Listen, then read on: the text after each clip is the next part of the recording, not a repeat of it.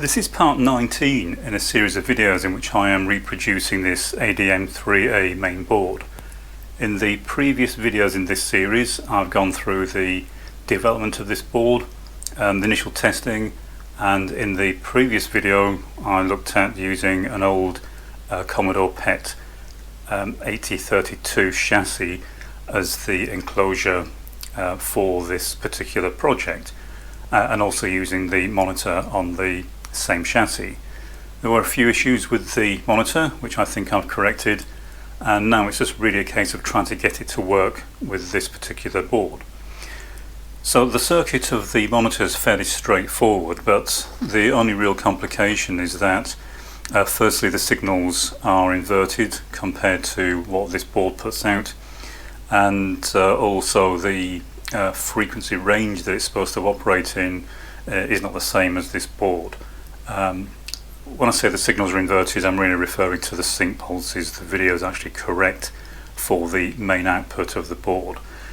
So up to now I've been using the video tapped off from this point, because at this point it's actually inverted compared to the actual output that comes from the monitor socket, but it will now be inverted, of course. It just made it easier for the initial testing. So what I've been doing is going through the monitor and trying to figure out how best to make it work with this board. Had a few issues with my camera in the previous video, but some of the video that I lost, I was briefly explaining that one of the advantages in using signal generators to test the monitor was that I can experiment with various frequencies and pulse widths to see what will work and what won't. So what I ended up doing was setting the signal generators fed into the video card of this monitor with the same frequencies and pulse widths that this board gives out, and then I carry out a few minor adjustments to some of the controls within the monitor. The main one was this control here, so it's labelled L723 if you happen to do the same monitor, and it just needed tweaking a bit to get the frequency correct to match the signal generators. So the next thing I want to do is get the main board powered up. I've got it hooked up to the monitor, so exactly the same connections that I used previously. I expect the video will be inverted. I also suspect we may have an issue with the sync, because these sync pulses are effectively inverted on this board compared to what this monitor is looking for. So I'll power this up. You can see I've also got the transformer I wound connected up. I have also turned the variac up to normal mains voltage. This transformer was actually wound for this particular monitor, so it is now running at the correct voltage. So hopefully that will work as well. It's all hooked up as far as I can tell. It should come up. As I say, I think the video will be inverted, but what I'll do is I'll move the camera so that you can see the video screen, and then we'll try powering up the board. Okay, we'll try switching it on. Take a few seconds to warm up and we'll see what we get on the display. And sure enough, the video is inverted. I can see some banding on the camera, but that's not visible on the screen in real life. That's just an artifact of the camera shutter speed. The main issue we have here is that I've got the switch on the ADM card set to fill memory with zeros. That's a zero character when it boots up. You can see it's done that, albeit the video is inverted. But the main problem we've got is the sync is incorrect. You can see this dark band down the middle of the screen is where the sync actually occurs, but you can see it's in the wrong place. This should be the end of the line, and it's in the middle of the screen, so that's a clear indication that the sync pulse is inverted. So what I can do is either modify the monitor, or I can modify the ADM card. Normally I'd modify the monitor. I don't want to mess with the ADM card, but this should be a fairly easy fix on the ADM card. So if we look at the ADM, we can see that these are the two outputs for sync, so vertical and horizontal. The vertical seemed fine, we were getting what appeared to be lines, and the horizontal is I think where we have the issue.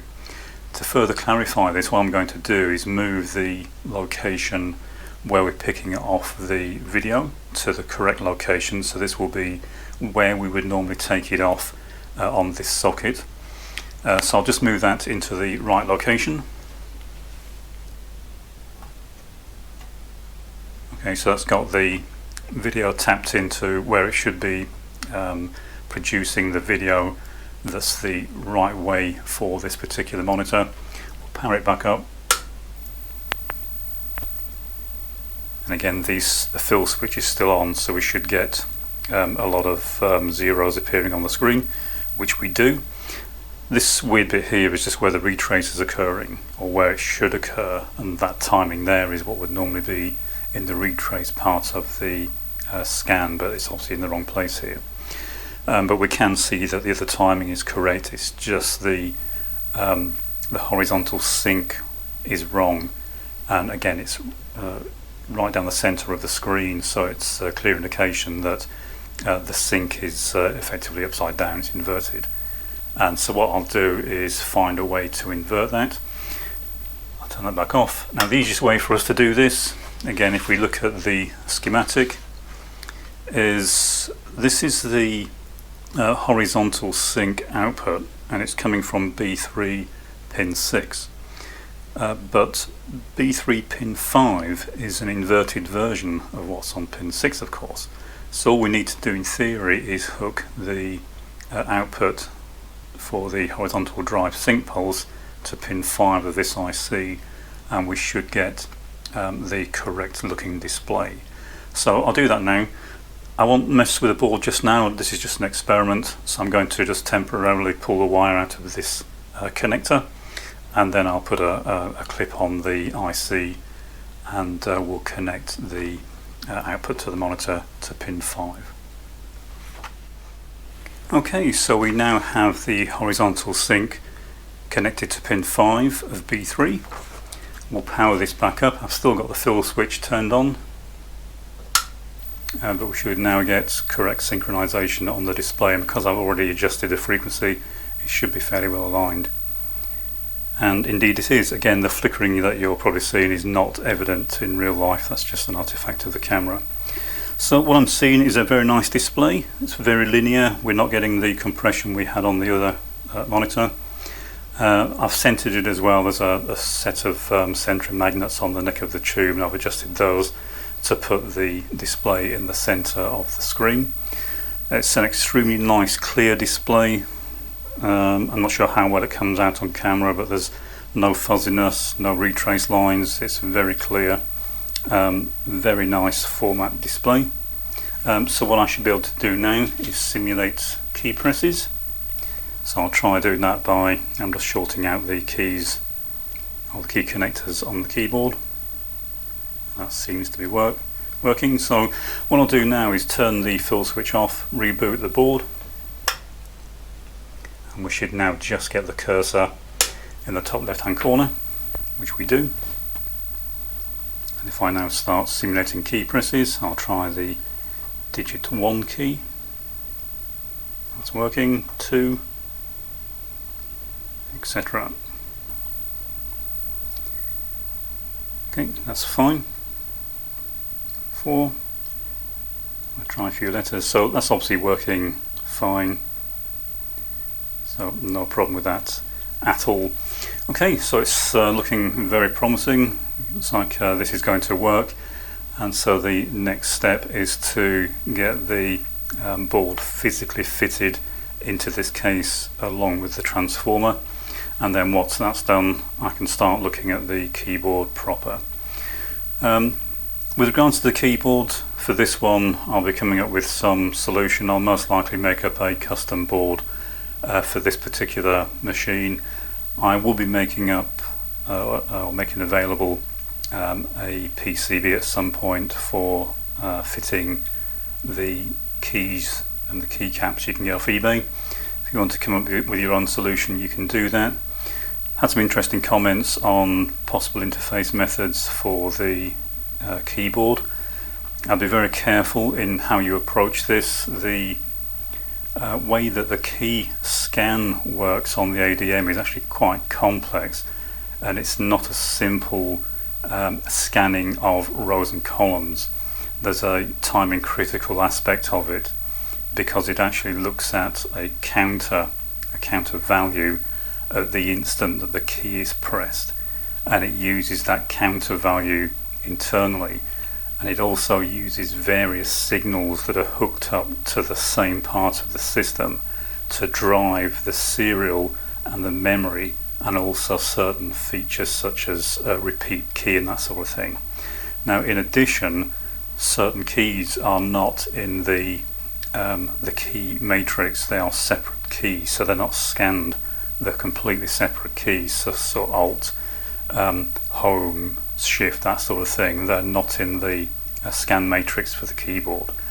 And some of the timing from the signals from those is also fairly critical. So if you do decide to come up with an alternate solution, which I strongly advise you experiment with, there's all manner of ways you can do this. You just be very careful if you try to use a scanning method, because, as I say, the timing on the ADM with regards to when it reads the counter for the key scanning is critical, and those signals are not available on the keyboard edge connector. So you'd have to find some other way to synchronize the data. You can't just feed data in through the serial side of the keyboard, because there isn't one. It's just purely a single bit timing trigger, and then the system reads a counter. Okay, but as I say, I advise experimentation. There's all manner of ways that this can be done. That's not a method I would use. I would tend to stick to the way that the ADM is intended to work.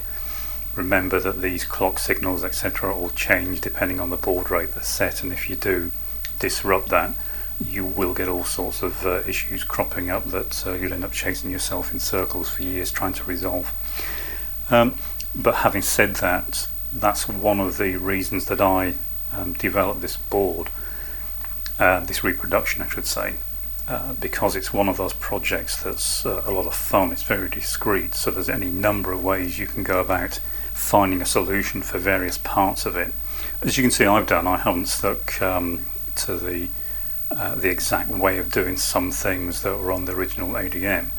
I've kept the board as true to form as I can, but in terms of how I'm hooking it up to a monitor, etc., then obviously I'm making a few modifications here and there, and that's kind of the point of this project. Okay, the other thing is, I had meant to say in the last few videos that these boards are now available. If you want one, then let me know. I'm just trying to figure out the best way to ship them. They are quite big, and at the moment I don't have the extra key board that I'll be making available. I'm still waiting really to get a bit more feedback and decide on the best way to format that, and in terms of its shape and size and which particular keycaps to use. So as I say, if you want one of these boards, then let me know. I don't have that many at the moment. I can order more if there's any interest in them. There aren't really any issues I found with it. There is a couple of links that need to be put on it. I think it's 2 links that need to be put in place, and that's it. And that was because that's how the original was laid out. I haven't found any other issues as far as I'm aware. All the rest of it works fine. There may be something crops up here and there, or if somebody else starts to build one, they might find an issue if they're doing something different. But so far it's looking quite promising, and it is certainly a very interesting project.